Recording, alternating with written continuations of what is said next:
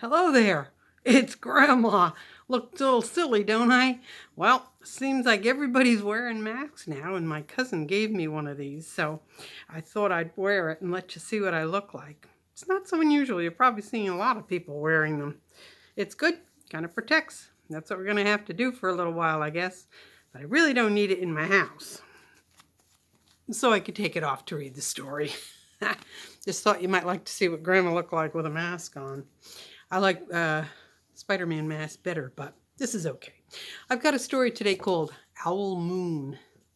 Kind of takes place in the winter, which is kind of weird right now, but it's a good story. It was late one winter night, long past my bedtime, when Pa and I went owling. There was no wind. The trees stood still as giant statues, and the moon was so bright the sky seemed to shine. Somewhere behind us a train whistle blew, long and low, like a sad, sad song.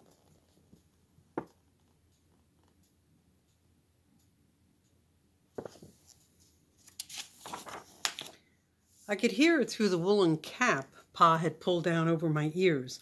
A farm dog answered the train, and then a second dog joined in. They sang out, trains and dogs, for a real long time, and when their voices faded away, it was quiet as a dream. We walked on towards the woods, Pa and I.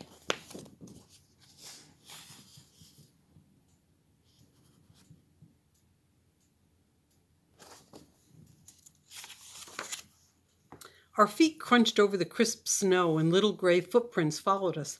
Pa made a long shadow, but mine was short and round. I had to run after him every now and then to keep up, and my short, round shadow bumped after me. But I never called out. If you go owling, you have to be quiet. That's what Pa always says. I had been waiting to go owling with Pa for a long, long time.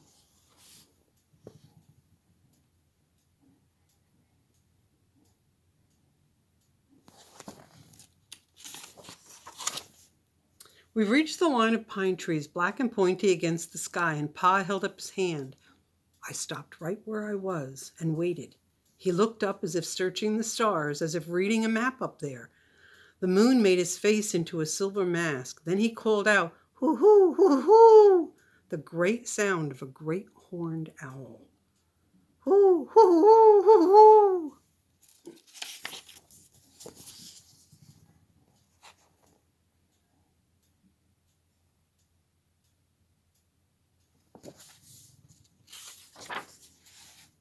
Again he called out, and then again.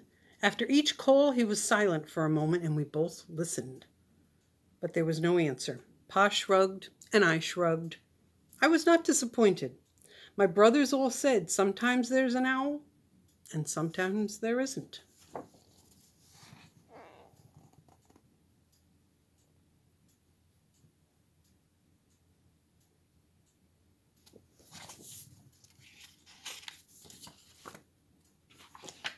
We walked on. I could feel the cold as if someone's icy hand was palmed down on my back, and my nose and the tops of my cheeks felt cold and hot at the same time. But I never said a word. If you go owling, you have to be quiet and make your own heat.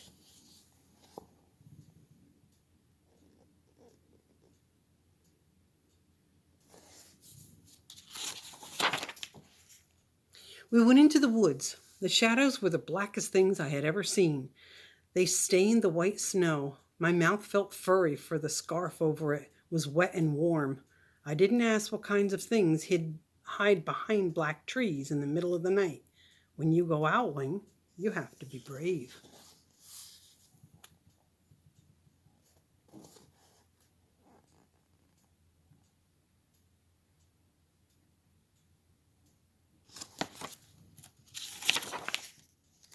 Then we came to a clearing in the dark woods. The moon was high above us.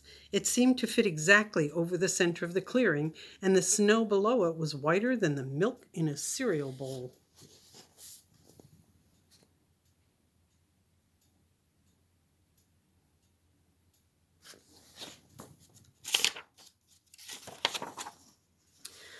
I sighed, and Pa put his hand up at the sound. I put my mittens over the scarf over my mouth and listened hard. Then Pa called, "Hoo, hoo, hoo, hoo, hoo, hoo, hoo, hoo." I listened and looked so hard my ears hurt and my eyes got cloudy with the cold. Pa raised his face to call out again, but before he could open his mouth, an echo came threading its way through the trees. Hoo, hoo, hoo, hoo. Oops, it shows a picture. There's Pa calling to the owl.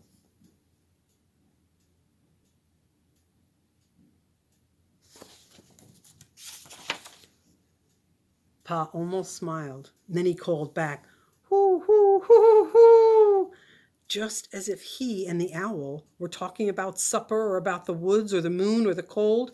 I took my mitten off the scarf off my mouth, and I almost smiled too.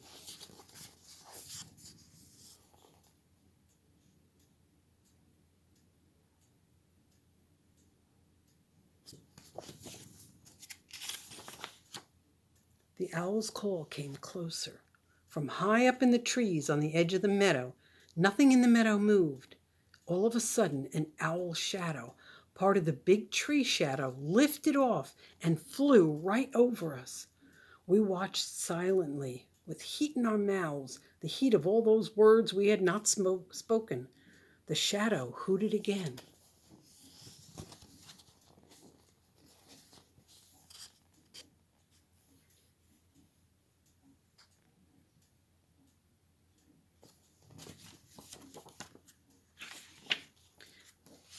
Pa turned on his big flashlight and caught the owl just as it was landing on the branch.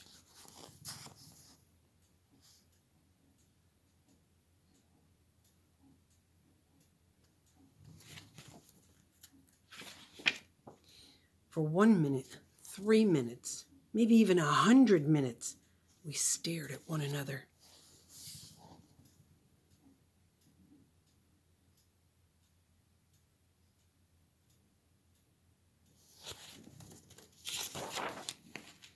Then the owl pumped its great wings and lifted off the branch like a shadow without a sound. It flew back into the forest. "Time to go home," Pa said to me. I knew then we could talk. I could even laugh out loud, but I was a shadow as we walked home.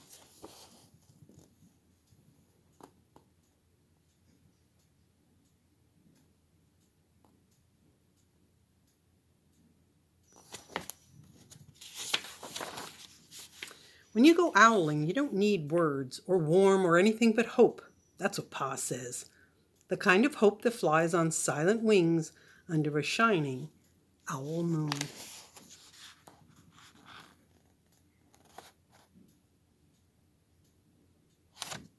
The end. Hope you liked the story. It's kind of a different one, but it was kind of a good one. I kind of like that one. It's kind of quiet. It makes you think about owls in the winter and going owling. All right. Hope you guys had a great day. Enjoy. Have a good night. And I'll be back again another time for a story.